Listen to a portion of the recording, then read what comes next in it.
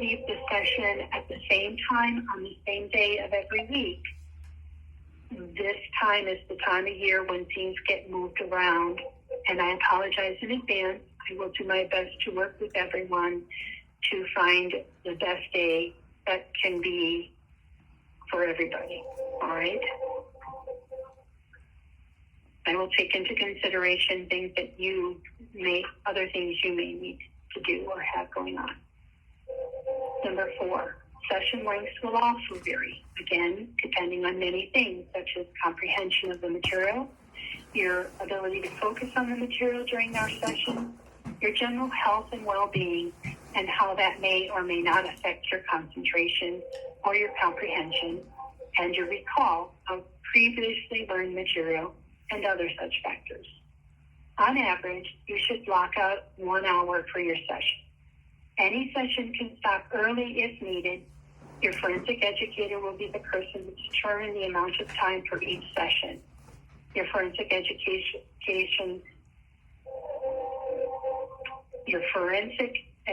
will also discuss her thoughts on session times with you. You do not have to pay for these sessions. The court handles all fees for this program except for lost wages from your job, gas, mileage, and your valuable time that you will incur participating in this program. 6, you cannot miss a session. If there is a conflict with your schedule, we can work that out ahead of time and still be okay with that week. If you are ill or incapacitated the day of your session, you must contact me right away to give notice that you will need to reschedule your scheduled session if possible to reschedule, so that rescheduling can take place. It is important that you do not come to in-person sessions if you're ill. If your session is scheduled to meet over the telephone, please call me to discuss that you do not feel well so that I can advise you as to whether a session will still be held that day or rescheduled. Can you believe how much of my time this bitch is wasting? Here again oh my God. I only saw one therapist, and he was crazy and ran away. It's all lies. Look how they're going to beat you till you submit. Beat you in the head till you submit. So if either of us is not feeling listen well, some more. or She's we have gonna, a conflict, oh God, what a or boy. we wake up and we're late and say you forget the session, just contact me as soon as you can. If you get my voicemail, leave a message, text me, let me know. Should I tell them my terms and conditions that I charge $25,000 an hour? Or do you think that'll trigger her to do a John Holmes and report me to the court so that they issue an illegal warrant? Unless it becomes a pattern of behavior. In other words, if somebody, if one of the two of us, if you accidentally forget, oh my gosh, it's Wednesday and I was supposed to meet with Suellen. I am so sorry to be boring you with all this, because it sure is boring, but I think it's important for people to know, because you have to get here to find this out. You can't find this out in a book or online. You have to get to this step in the process to learn what happens next. So this should be helpful to people who are also being persecuted by illegal courts. So all I ask is that you be respectful and I be respectful, and we just contact each other. And if I can fit you in for that week, I'll do my best to do it. And if not, I'll just say it's okay. We'll meet the next week, and that'll be okay too. So I just want to say that. So some of this language that I'm going to be talking about in terms of what to know, the court is... Thank God she only has an hour. You know. But I am not telling you that these are threats. These are just things that the court has asked me to put in the curriculum for a person's knowledge. Okay?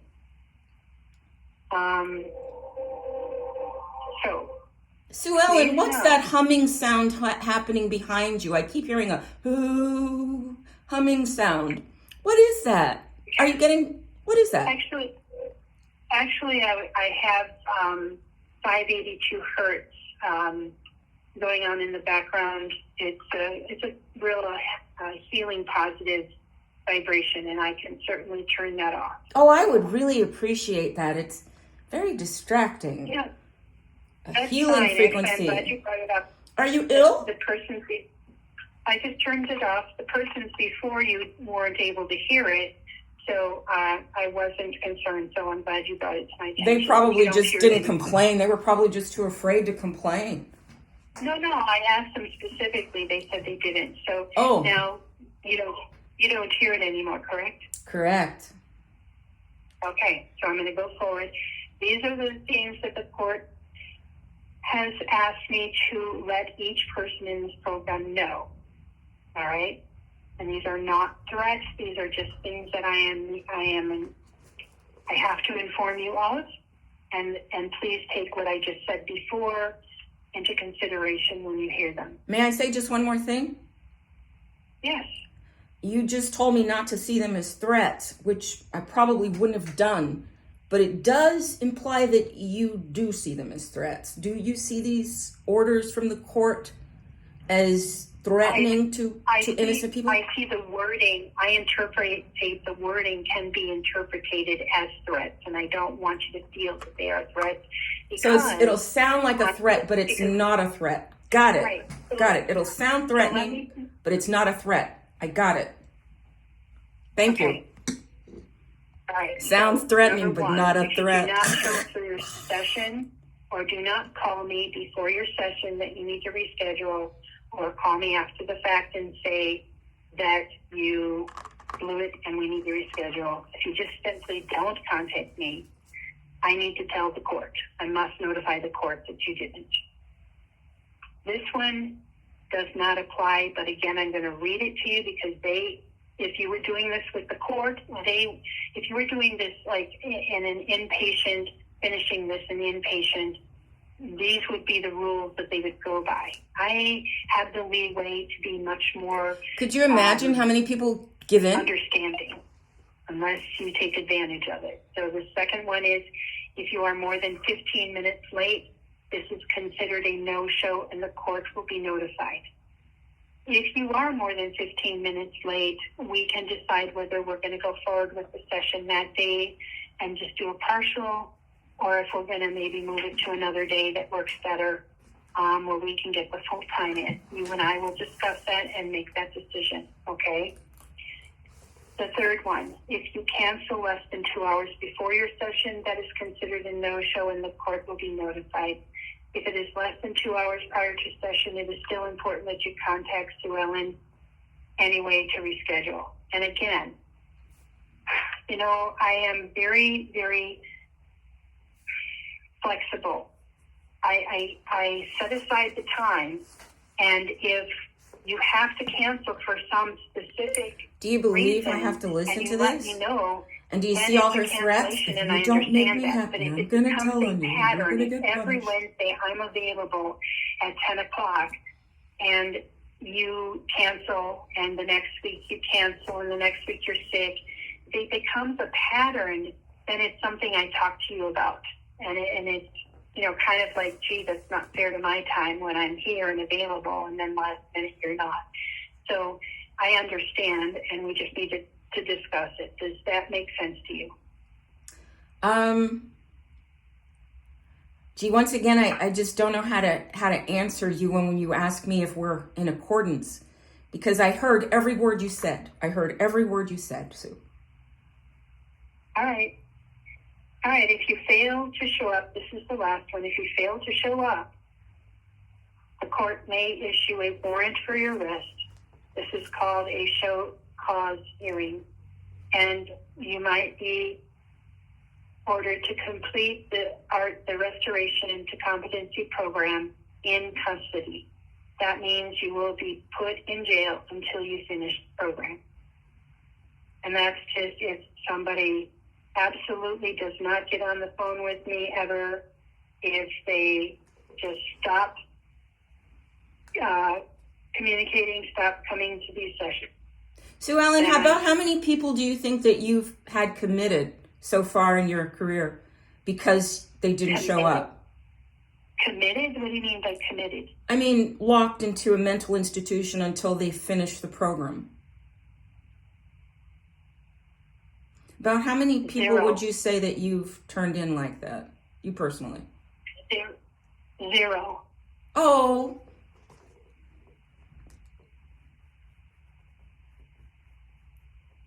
That's my only question. All right.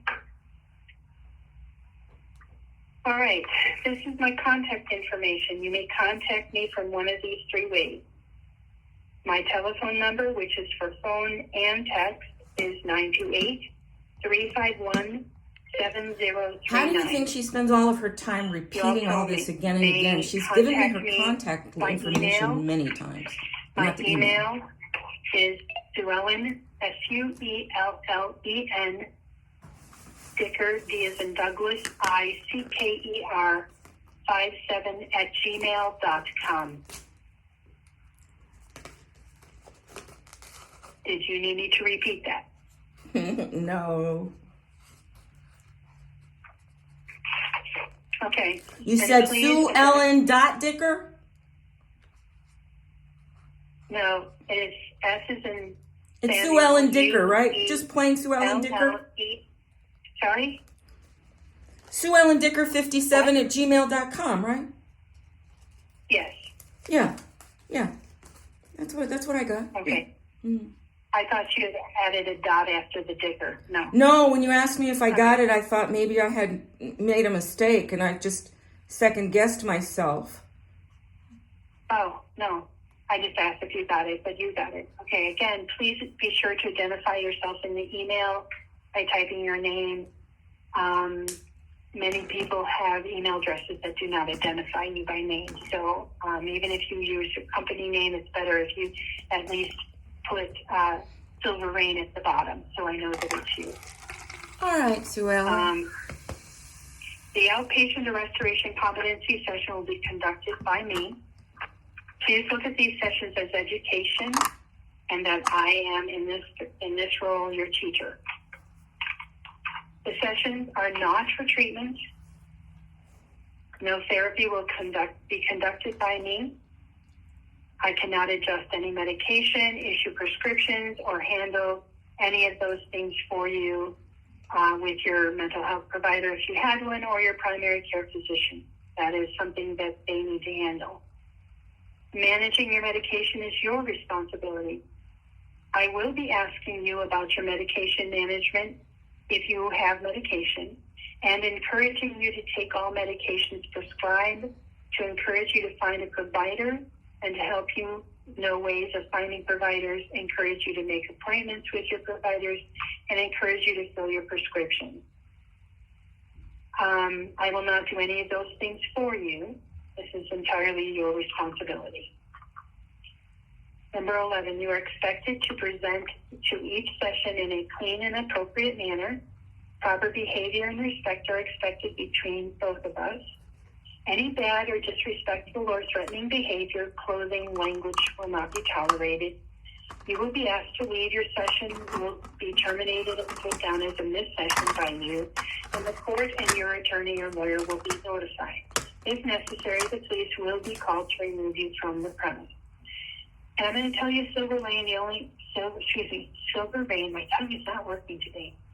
The only time that I have exercised this is when I have had, two occasions, I've had one client who was seeing me in person and just came in and was totally violent. And I did call the police to have them removed from the premise. I didn't press charges. I just didn't want to be around the violence. So I'm just giving you that statistic since you seem to be interested in that. 12. All right. I understand that medications can sometimes influence emotions, level of alertness, and behaviors. I will try to work with anyone who takes medication in these situations, provided you are honest with me about what's going on. However, be aware that these issues will not be a valid excuse to be missing sessions. You and I will still meet at a scheduled time unless you and I have had direct telephone. I don't take any medication. To reschedule your appointment. But the judge put in the order that she wants me to be put on medication. And I only saw one medical health expert, not two, so it's filled with lies already. Because I do have another client to go to, and we will need to schedule for next week if you are open to that. Right now, I do have Monday. I do have Monday at 10 available. Is 10 o'clock is a good time for you? Before we book for the next appointment, I have a couple of questions. One, I told you that John Holmes threatened me, but you didn't report him. Number two, I only got evaluated by one mental health expert who ran away from the room when he discovered we were not alone.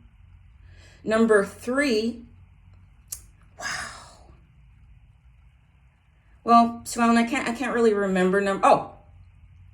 Do you think I understand the proceedings, you personally? Do you think I understand the court and who's in it and what they do? Do you personally think that I have the mental capabilities to understand the things that are necessary to go through a court case? Well, you just asked me two separate questions. Do I think you understand the proceedings of the court? I can surmise, but I don't know until I ask questions specific in this curriculum. Number two, you asked me, do you think that you are capable of understanding basically around the competency? And I cannot answer that question because I don't know you well enough yet. I see. So material appropriate for a fourth grader, you're not able to determine if I can understand it. Is that what you're saying? First of all, you are not going back to your premise that, a simple yes or no would do. The whole argument. Silver Rain, it is very difficult to make a determination what terms you may or may not know, what terms that are one definition in legal versus a layperson on the road definition. There's a lot of things in this curriculum. Now, and if you go through this curriculum and I ask you, do you know what this vocabulary word means? And you tell me, we move on. But having not asked those questions, I cannot answer that question at this point. Well, it sounds a lot like coerced brainwashing, but the first statement you read said that 2 qualified mental health experts should have evaluated me. That did not happen. That did not happen at all. And you said that when people show up, but you don't approve of them, you claim that they did not show up, which is a lie. I know I'm asking you a lot of questions, but I think you are I'm not sure what you're referring to, but when you say that I say when people show up and I don't approve of them, I've never said that. I'm not sure what you're talking about. Oh, I'm talking about your use of the no-show. I'm talking about the fact that the no-show does not indicate a true no-show. It simply indicates a disapproval of the show. No, it's a disrespect. If you're talking about if you're 15, 20 minutes late or an hour late, but then you call me, it's still a no-show because you were not available at the time we agreed upon. It's not an approval, it's a respect thing. It's that I have other things to go to like now. So the question is, okay. Are we going to schedule for next week? Could you give me just a second, Suellen?